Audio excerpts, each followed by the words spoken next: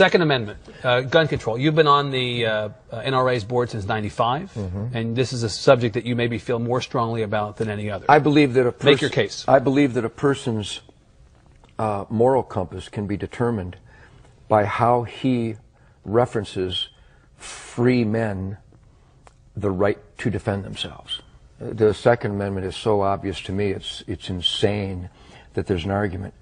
God gave, let's pretend there is no document. Let's pretend brave families didn't leave the tyrants and the slave drivers of Europe so that they could practice the religion of their choice, so that they could speak out without being murdered, that they could produce wool without the king's men coming and taking it from them every season of harvest. Let's pretend none of that happened. Let's just pretend this guy named Ted Nugent parachuted onto Earth and woke up one morning and saw these wonderful resources and had dreams of excellence and being the best that I could be.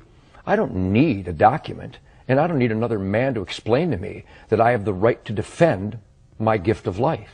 And that there is an argument in America from Hillary Clinton, from Barbara Boxer, Dianne Feinstein, from a whole gaggle of numbnuts who would try to tell me they will dictate where, how, and if I can defend myself. I find that preposterous. I find it unacceptable, and I will not accept it. I am a free man. Don't tread on me. A good, law-abiding citizen, not convicted of a felon. The Second Amendment of our Bill of Rights is my concealed weapons permit. Period. That's it. That's it. So no limitations of any kind that you can see? None. That's it. The limitation should be, instead of arresting people for molesting children 24 times, I would rather the dad walked into the room, found a person molesting that child, and blew his brains out. I would rather that the lady in Massachusetts last month who was taking her daughter to soccer, who was carjacked by a recidivistic maggot who'd been in the prison system all his life but was let out again because we feel sorry for him. Maybe he had a bad childhood. Instead of her being hijacked and murdered, I'd rather she just shot the bastard dead. But in Massachusetts, somebody decided she can't do that. So she's dead. I would rather she was alive and the carjacker was dead. I'm weird. I would rather that the guy who beat this lady to within an inch of her life in Waco, on parole was he, phenomenal, and beat her to within an inch of her life in front of her grandchildren with a whiskey bottle. I would rather she fell to the ground, pulled out a .38, and shot him 6 times in the chest and killed him. Am I weird? Because the guy is going to get out again. I don't like repeat offenders. I like dead offenders. Let me make sure that you understand I'm not here representing the NRA. I'm not even a member. Okay? Secondly, I'd like to say that in your opening statements, you commented specifically on my testimony, saying that basically it had nothing to do with this issue. And I had to chuckle because then I noticed you had Mr. Brady up here who was hit not with an assault weapon but with a .22 caliber revolver. So getting beyond that,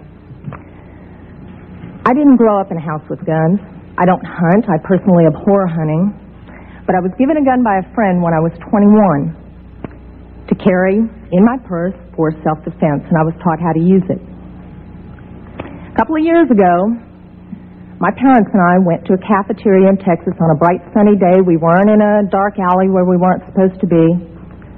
And as you all know the story, this madman drove his truck through the window. And he began shooting. Well, immediately, my father and I got down on the floor and put the table up in front of us. And this guy kept shooting. And you're thinking, what could it be? Is it a robbery? That's the first thing that generally comes to mind. And he keeps shooting. It took me a good 45 seconds to realize that this man wasn't there to commit a robbery. He wasn't there for a hit. He was there to simply shoot as many people as he possibly could. Now, I'd like to make something clear. I hear all this talk about how many bullets can go in a clip.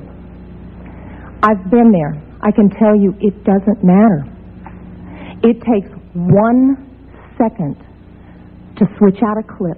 You can have 1 bullet or 100 bullets. It doesn't matter, guys. I've been there. He goes, dump, dump, just like that. That's not enough time to rush a man, I promise you. When I finally realized what was occurring, I thought, I got him. And I reached for my purse. He was maybe 12 feet away. You know, is it possible my gun could have jammed? Sure. Is it possible I could have missed? Sure. But I can tell you I've hit much smaller targets at much greater distances.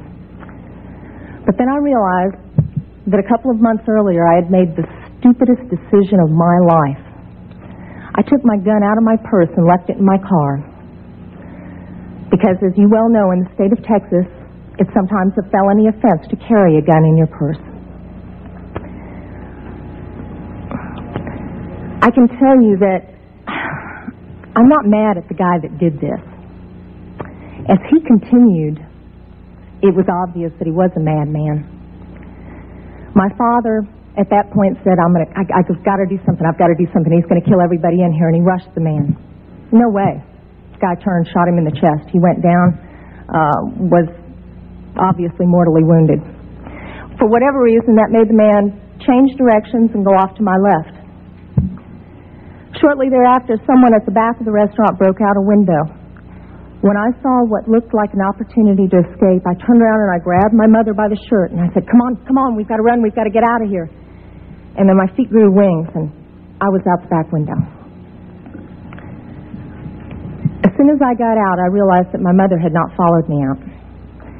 And as I learned from the police officers, she had crawled over to where my father was and cradled him until the guy got back around to her, put the gun to her head. She looked up at him, put her head down, and he pulled the trigger. My parents had just had their 47th wedding anniversary. She wasn't going anywhere. As I mentioned, I'm not really mad at the guy that did this, and I'm certainly not mad at the guns that did this. They didn't walk in there by themselves and pull their own triggers. The guy that did it was a lunatic. That's like being mad at a rabid dog. I'm mad at my legislators for legislating me out of the right to protect myself and my family. I would much rather be sitting in jail with a felony offense on my head and have my parents alive. As far as these so-called assault weapons, you say that they don't have any defense use. You tell that to the guy that I saw on a videotape of the LA riots, standing up on his rooftop, protecting his property and his life from an entire mob with one of these so-called assault weapons. Tell me that he didn't have a legitimate self-defense use. Just one final statement.